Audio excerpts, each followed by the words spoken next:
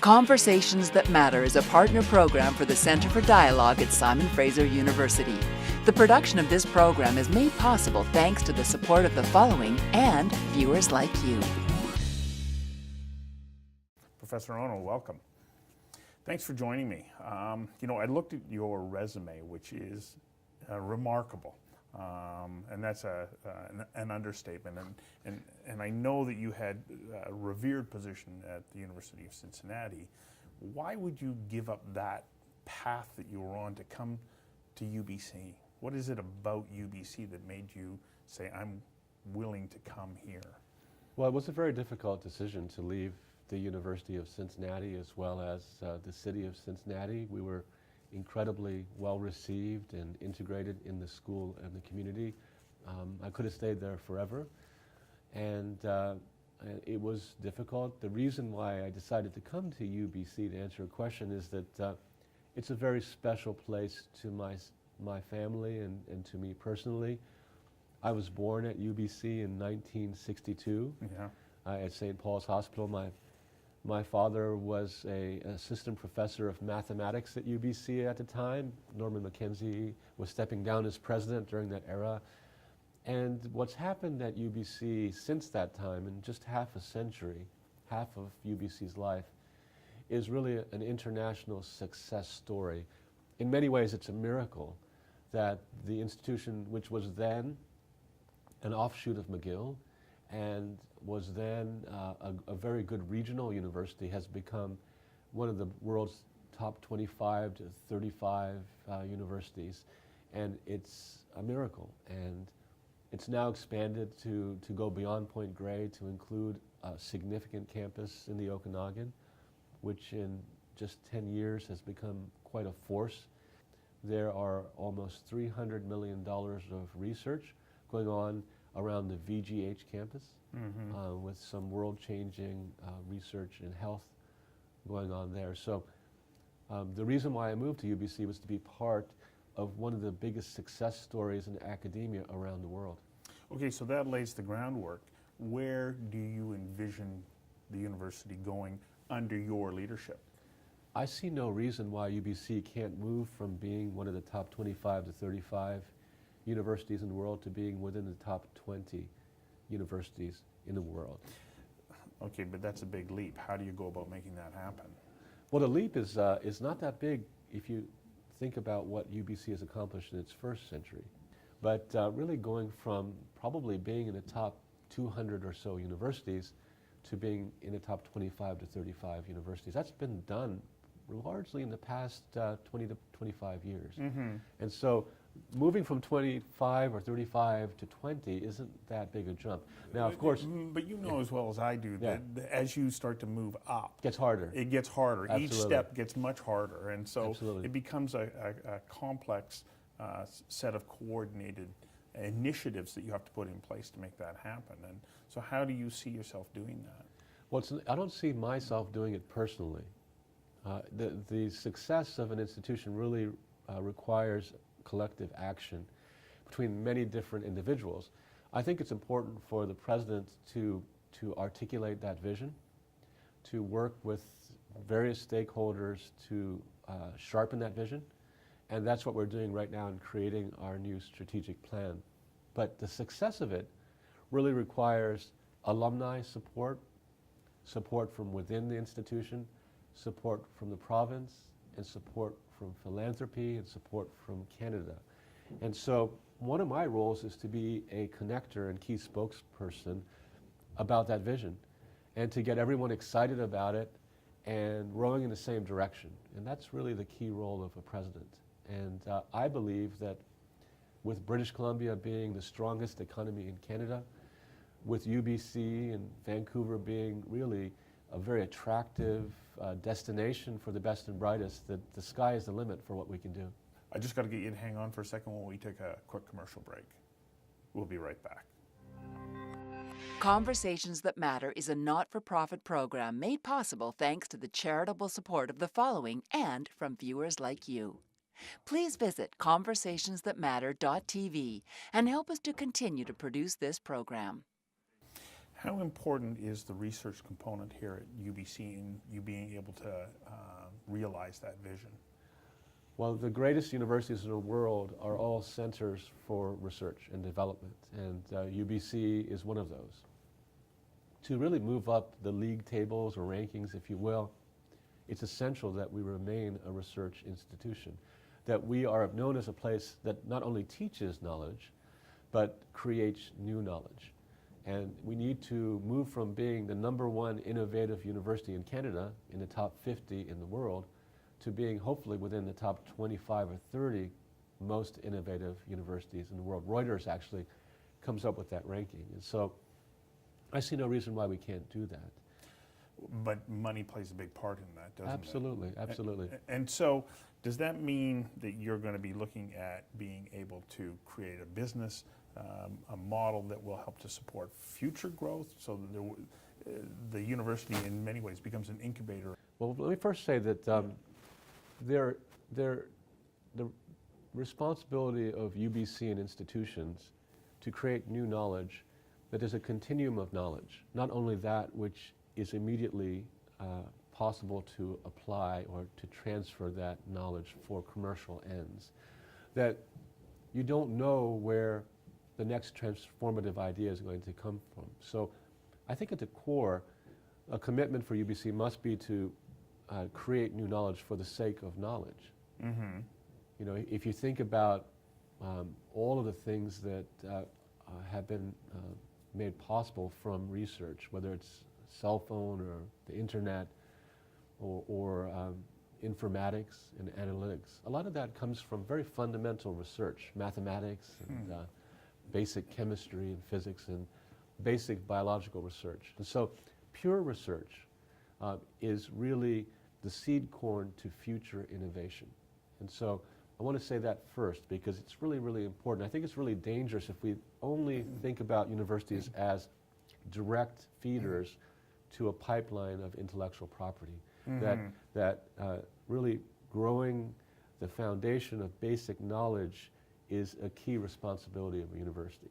That being said, I think that universities are, as places of research and development, incredibly important in terms of creating, acting as a spark plug for the economy. And it's not something that we should apologize for. I think we should be proud that much of the progress in eradicating AIDS from the world is coming from UBC faculty members. I think we should be proud that new and innovative approaches to dealing with drug addiction is coming out of our laboratories and in our teaching hospitals. And so all of that needs to happen. I think we should be proud of the fact that when you pick up your iPhone and take a panorama shot, that stitching of images comes out of our computer science department. So people don't realize the impact of UBC research, and it's astonishing in its breadth and depth. You're right that you need capital to grow the reputation and impact of the university in research. And I'm really confident that we'll be able to do that. We've been having conversations with the provincial government, the federal government, and I think that the stars are aligning right now, that at both the provincial level and the federal level, there's a realization that the future competitiveness of BC and Canada will depend upon the strength of our research universities. And as one of the two great research universities in Canada, two largest, UBC has to be successful for BC and for Canada to be successful. There's two components to that. You talk about like the generation of new knowledge, which then fits into the overall curriculum of providing the people who come to learn here with insights that will prepare them for the world as they move forward. Absolutely. What is it? What else do you need to do to ensure that the student population, as they go through their educational process here, is going to be equipped to meet the needs of an ever-changing workplace? I think that universities cannot be ivory towers. I think that there have to be lots of deep links into community, whether that has to do with trying to solve grand challenges in society or whether it has to do with driving innovation in companies here in BC and elsewhere. I think there's a responsibility, especially for a public university like UBC, to have those connections. And I have a role in forging those connections between UBC and the outside world.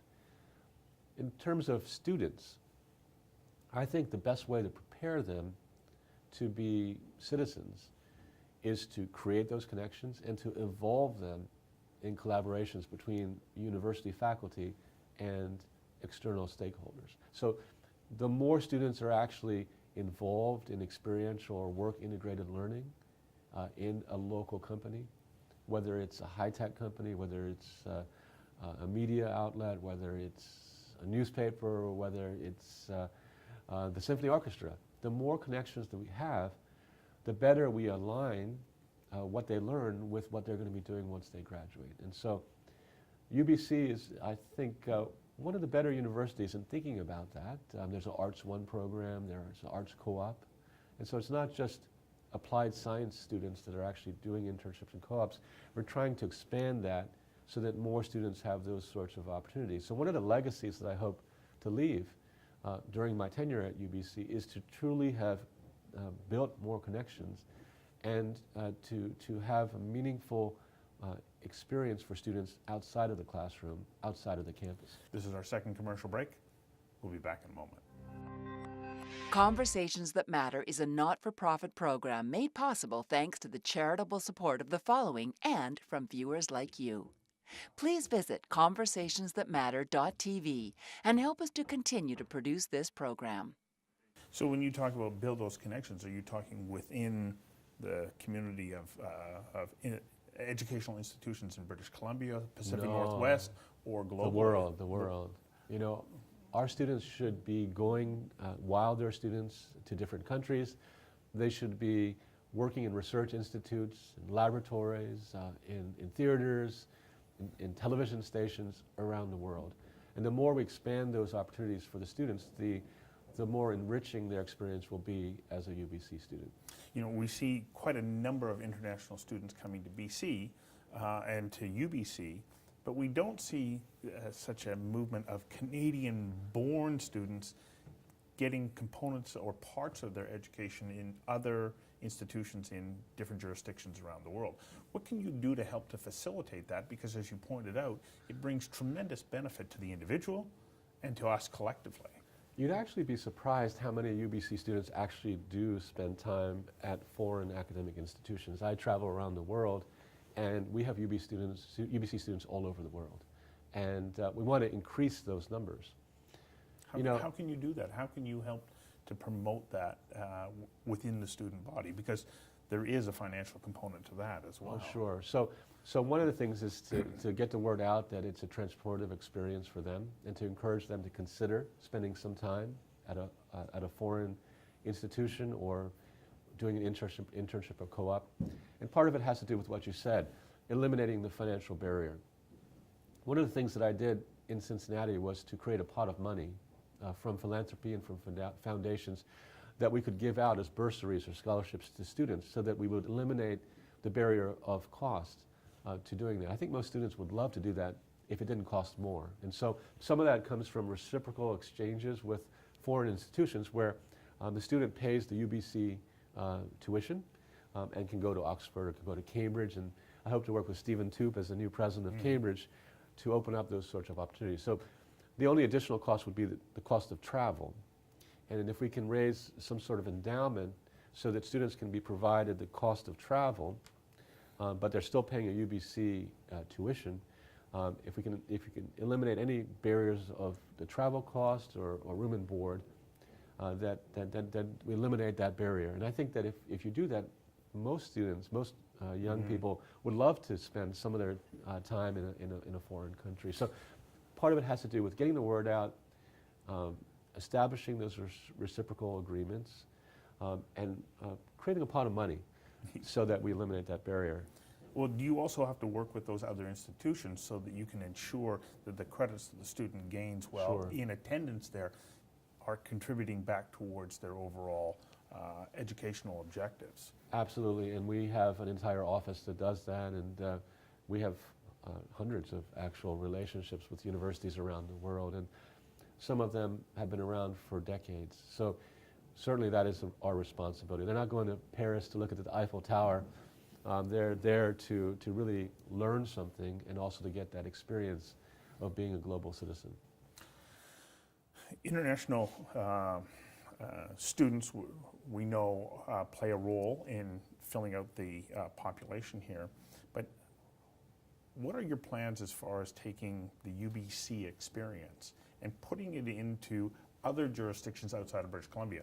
Because you talked about, the campus in the Okanagan. Sure.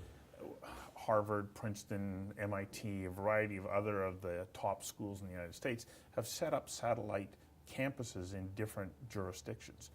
Can you foresee a role like that for UBC?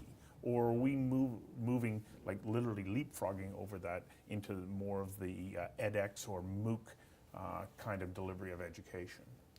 Well, UBC, along with Harvard and MIT, is one of the initial institutions that participate in edX, as you know. Yeah. We have a very active presence in terms of MOOCs and distance learning.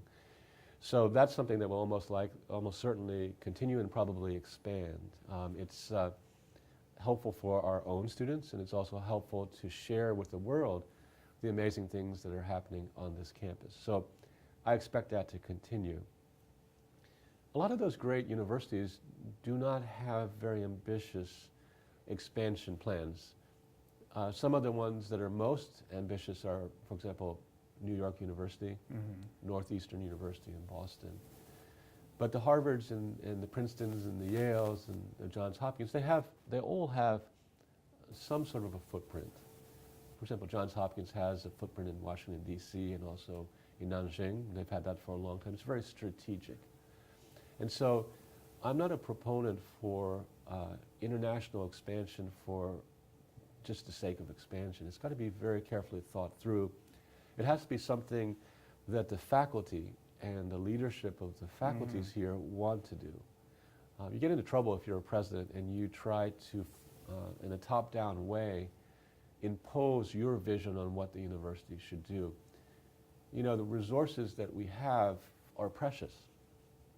In whatever we do in terms of those sorts of interactions have to come from within the faculty and have to make sense and really have a positive impact on students. And so the partners and the possible locations where we might expand, I'm not ruling that out, have to be vetted very carefully. I'm enthralled by your vision for UBC. Unfortunately, I've got to get you to hang on for one last second while we take our final break. We'll be right back. Conversations That Matter is a not-for-profit program made possible thanks to the charitable support of the following and from viewers like you. Please visit conversationsthatmatter.tv and help us to continue to produce this program. We're seeing a shift politically in the United States and its attitude towards China. Does this not create other opportunities for us, especially in education, because we have a very good product that people want? Well, I'll tell you that there's not a shortage of foreign institutions that want to partner with UBC. There's a long line, and we're very selective about who we partner with. One university in China, because you bring up China, that we partner with is Tsinghua University, arguably one of the top 2 research universities in China. And we also have significant interactions with Beijing University and the Chinese Academy of Sciences. So that's the way we want to build relationships with our peers, with institutions where there's alignment in our scholarship and our research. And there are opportunities that exist now and will come online in the near future for some sort of a physical presence, but we need to evaluate that very, very carefully. It's possible that it might make sense. And certainly the geopolitical changes that are occurring are things that we're mindful of. We've experienced a spike in interest in UBC among prospective students, not only in Asia, but also from the United States and from Great Britain. The impact of Brexit and of the election in the United States is already being felt. So it's not just students. We have preeminent scientists and humanists and scholars that are calling us, asking whether we would consider being their new home because of what's happening. And it's also true in Great Britain as well. So we would be foolish not to consider that and consider strengthening our faculty by accepting the right people and those opportunities. And those sorts of things are being evaluated right now. Clearly, you're very optimistic about the future of UBC, but everything is always a combination of so many different parts. Are there a few challenges that you think that we need to address that allow us to be on this right path that you can envision? I mean, we do have enviable resources. For a public institution, we have a significant endowment. We have lots of friends that have supported us considerably. And there are only a handful of public universities that have access to that kind of resource and goodwill and support. But there are challenges, certainly. To be globally competitive requires considerable resource.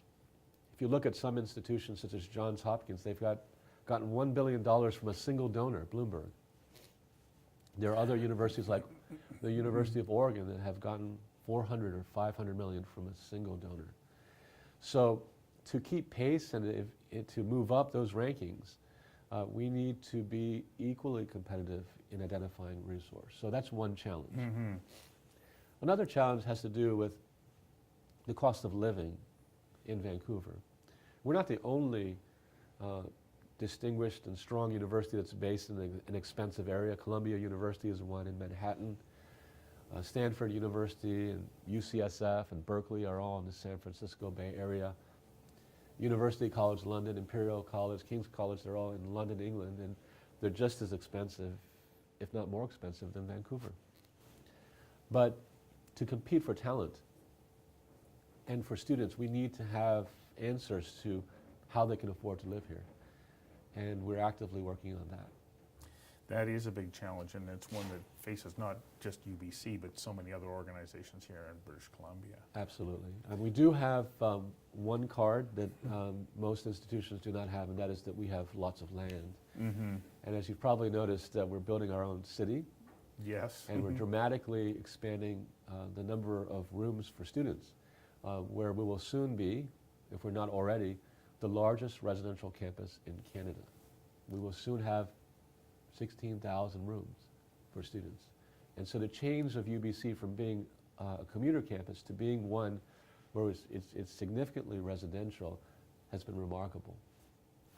Well, thank you so much for taking the time to come and do this, and I wish you all the success Thank as you you very venture much. forward. Thank you. It's been a pleasure.